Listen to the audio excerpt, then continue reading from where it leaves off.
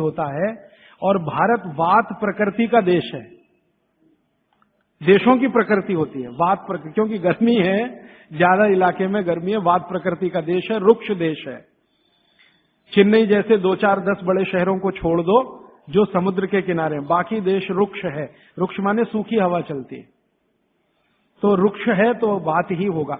तो वात प्रकृति का देश है, इसलिए दौड़ना तो यहां बिल्कुल निषिद्ध है। दौड़ना तो नहीं, रनिंग तो बिल्कुल नहीं, वो ट्रेडमिल पे दौड़े वो भी नहीं, एक्सरसाइजर लाके उस पे भी दौड़े बिल्कुल नहीं। वो कहते हैं कि ऐसे व्यायाम जो स्लो हैं, जिनमें वायु ना बढ़े, तो सबसे अच्छा उन्होंने बताया सूर्य नमस्कार आपके लिए। अब आप चाहे आसन के रूप में माने या उसको व्यायाम के रूप में माने, तो सूर्य नमस्कार आपके लिए सबसे अच्छा है। तो आप सीख लें सूर्य नमस्कार, किसी ने सीखा है वो दूसरे को सिखा दे, नहीं तो इस पर अलग से एक आप सेशन कर सकते हैं सूर्य नमस्कार। दूसरे कुछ व्यायाम है आपको, तो वो व्यायाम में छोटे छोटे स्तर पर दंड बैठक, छोटे छोटे स्तर, ज्यादा लंबी नहीं, छोटी दंड बैठक है। और छोटे छोटे स्तर के कोई भी व्यायाम जिसमें बहुत तेजी से पसीना ना निकले, सीधी सी बात, घर में हो तो बहुत अच्छा।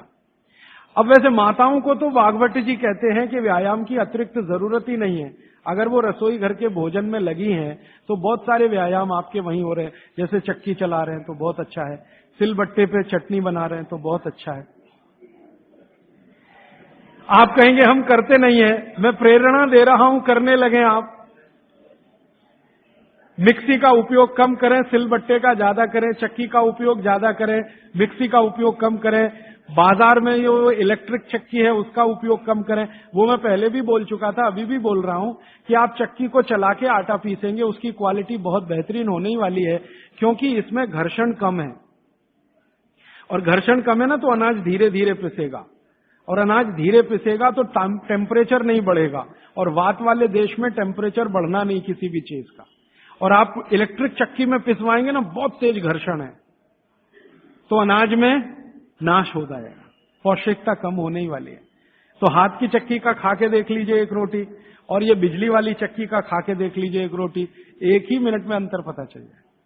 तो अगर आप करें तो अच्छा है। फिर आप कहेंगे जी चक्की मिलती नहीं। मैंने चेन्नई में देखा 2 लोगों को जो चक्की बना के देंगे, आप अगर उनको ऑर्डर दें तो। पत्थर वाले लोग यहां हैं, मैं 6 दिन से यहां घूम रहा हूं, सड़क पर दिखाई दिए, तो सिलबट्टा तो है उनके पास, चक्की नहीं है। क्यों नहीं है? वो कहते हैं कोई लेता नहीं तो क्या बनाए, आप लेंगे तो बनाएंगे। 2-4 बना हुआ है तो वो भी, और आपको कहीं ना मिले तो जरूर मुझे करें फोन, तो हम कुछ ट्रक भर भरा के राजस्थान से, गुजरात से भिजवाएंगे आपके पास। ट्रक भर के ही भेजेंगे तभी सस्ती पड़ेगी, 1-2 आएगी तो मुश्किल हो जाएगी। और आप अगर राजस्थान जाते हैं या गुजरात जाते हैं तो एक आध चक्की तो साथ में भी ला सकते हैं ना। AC 3 टायर में आप 60 किलो तक वजन ला सकते हैं, AC 2 में 100 किलो तक ला सकते हैं, और स्लीपर क्लास में 40 किलो तो ला ही सकते हैं कंफर्म टिकट पे। तो चक्की तो 20 किलो से ज्यादा होती ही नहीं है। तो आप भी जाएं कभी राजस्थान गुजरात तो 2 चक्की एक आदमी ला सकता है। तो आप लाएंगे चक्कियां तो क्या होने वाला है, वो जो बनाने वाले कारीगर बैठे हैं पत्थर वाले, उनका कुछ रोजगार तो बढ़े, कुछ रोजी रोटी चले, जो अभी धीरे धीरे बंद हो रही है। और उनकी रोजी रोटी अगर आपने चलाई, तो मैंने आपको सबसे पहले दिन एक बात बताई थी कि आप जिंदगी के अपने सब दुख दूर करिए, दैहिक दैविक भौतिक, और दूसरों के दुख दूर करने में मदद करिए तो मोक्ष मिलेगा। तो आपने चक्की बनाने वाले का भौतिक दुख तो दूर किया, चक्की खरीदी तो पैसा तो मिला, गरीबी कम हुई, रोजगार बढ़ा, तो भौतिक दुख भी अगर आपने कम किया तो मोक्ष की तरफ जा। तो चक्की है, सिलबट्टा है, कोशिश करें तो व्यायाम की अतिरिक्त जरूरत नहीं। और अगर नहीं कर पा रहे हैं तो थोड़ा हल्का फुल्का व्यायाम आप जरूर करें। और बहनों को, माताओं को जो सबसे अच्छा व्यायाम है, भागवत जी कहते हैं फॉरवर्ड बेंडिंग। फॉरवर्ड बेंडिंग माने आगे झुकना। तो जितनी बार आप आगे झुकें, ध्यान रखें कमर से झुकें हमेशा, तो जिंदगी में कभी भी दर्द नहीं आएगा कमर का। आगे कमर को छोड़कर कहीं से भी झुकेंगे तो तकलीफ है। कोशिश करें कमर से झुकें, जितना झुक पाते हैं वहीं तक झुकें, जरूरत नहीं है कि नीचे तक झुकें। हो सकता है कमर से झुकें तो आपके हाथ घुटने तक ही आए, वहीं तक रहने दीजिए, सहज होकर करिए, असहज होकर मत करिए।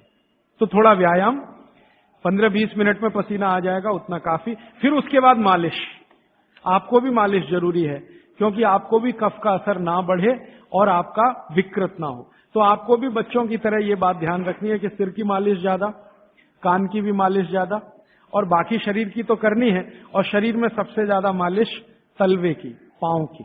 मालिश के बाद स्नान उसी तरह से उबटन आदि से, और फिर भोजन के बाद विश्राम 20 मिनट, फिर आपका काम, फिर रात्रि का माने शाम को 6-7 बजे का भोजन। इस तरह का नियम है पित्त वालों का।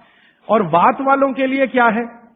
जिनकी उम्र 60 के ऊपर है उनके लिए बागवती जी कहते हैं व्यायाम निषेध। जैसे बच्चों को निषेध वैसे उनको निषेध। उनके लिए मालिश बहुत जरूरी, जैसे बच्चों की वैसे वात वालों की। माने बुजुर्ग लोगों को मालिश बहुत जरूरी है, व्यायाम से भी ज्यादा। और मालिश करते समय ध्यान रखना है सिर तलवे 2 चीज है, और कान भी।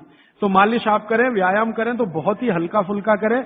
लेकिन ये नियम बागवट जी ने नहीं बताया कि आप व्यायाम तब तक करें जब तक बगल में पसीना ना आए, क्योंकि एक उम्र के बाद पसीना बहुत कम हो जाता है। तो हो सकता है 1 घंटे तक भी ना आए और आप करते रहे। ये पित्त और कफ वालों के लिए है, सिर्फ वात वालों के लिए। तो वात वाले तो जीवन में जितने आराम से रह सकें। वैसे तो वात वालों के लिए बागवट जी कहते हैं कि उनको तो एक ही काम है, वो है दिशा निर्देश। बुजुर्गों का एक ही काम है कि घर में बैठे हैं और दिशा निर्देश दे रहे हैं, ऐसा मत करो, ऐसा करो, ऐसा मत करो, क्योंकि उन्होंने जीवन का सारा अनुभव ले लिया और वो अनुभव को मिलाकर आपको दिशा निर्देश कर रहे हैं। बाकी अपना पूजा पाठ, भक्ति वगैरह ज्यादा, क्योंकि इसमें मूवमेंट। बागवट जी बोलते हैं कि वात के लोगों को मूवमेंट सबसे कम होने चाहिए। तो ज्यादा भाग दौड़ नहीं, ज्यादा इधर उधर नहीं, आराम से सहजता से जितना होता है अपने शरीर को बचाते हुए उतना। तो मैंने कोशिश की कि आपको 1-1.25 घंटे में तीनों प्रकृति के लोगों की दिनचर्या बता सकूं। अब 30 तारीख को मैं थोड़ा कंक्लूड करूंगा तो कुछ बातें इसमें आ जाएंगी। अभी मेरा आपको विनम्र निवेदन है कि आप चाहें तो प्रश्न पूछें, लेकिन निवेदन दूसरा है कि जब तक प्रश्न का सत्र चले 10-15 मिनट कोई ना उठे, क्योंकि हो सकता है कि किसी ने जो प्रश्न पूछा वो आपके लिए भी बहुत काम का हो। मेरे पास एक स्लिप आ गई है लिख के, जरा इसको मैं बता दूं। मनुष्य के मूत्र का महत्व क्या? ये प्रश्न है। कल मैंने गोमूत्र का महत्व बताया था ना, तो मनुष्य के मूत्र का महत्व क्या? मनुष्य का मूत्र भी औषधि के रूप में काम आता है, और बागवट चिकित्सा में उसके लिए 2 सूत्र हैं। उन सूत्रों के अनुसार आप मनुष्य मूत्र पी सकते हैं, माने अपना स्वयं का मूत्र पी सकते हैं। लेकिन उसकी एक कंडीशन है। कंडीशन ये है कि आप संपूर्ण शाकाहारी होने चाहिए। संपूर्ण शाकाहारी माने मांस ना खाएं, मदिरा ना पिए, और आप ये जो है अंडे वंडा ना खाएं, तो आप अपना स्वयं का मूत्र भी उपयोग में ले सकते हैं। आपका जो मूत्र है और गाय का मूत्र है, फिर आपके मन में प्रश्न आएगा दोनों में क्या? तो बागवट जी ने बहुत स्पष्ट कहा, हमेशा गाय का मूत्र मनुष्य मूत्र से अच्छा। अगर गाय का मूत्र आसानी से उपलब्ध है तो वो पिए, नहीं उपलब्ध है तो आप स्वयं का मूत्र भी पी सकते हैं। अब स्वयं के मूत्र में वो कहते हैं कि सवेरे सवेरे जब सोकर उठें और पहला मूत्र हो वही उपयोगी है, बाकी दिन भर का नहीं। उठें और पहला मूत्र, और पहले मूत्र को भी कलेक्ट करने की विधि उन्होंने बताई है। वो विधि क्या है कि आप मूत्र करना शुरू करें तो पहला थोड़ा छोड़ें, शुरू का 2, 4, 5 मिलीलीटर 10 मिलीलीटर तक छोड़ें, और अंत का बिल्कुल छोड़ें, बीच वाला यही आप पी सकते हैं। तो आप बोलेंगे किस किस बीमारी में काम आएगा? कम से कम आपका स्वयं मूत्र 100 से 103 बीमारियों में काम आएगा। वात की बीमारियां और कफ की बीमारियों में बहुत काम आएगा, पित्त की बीमारियों में भी काम आता, थोड़ा कम आएगा।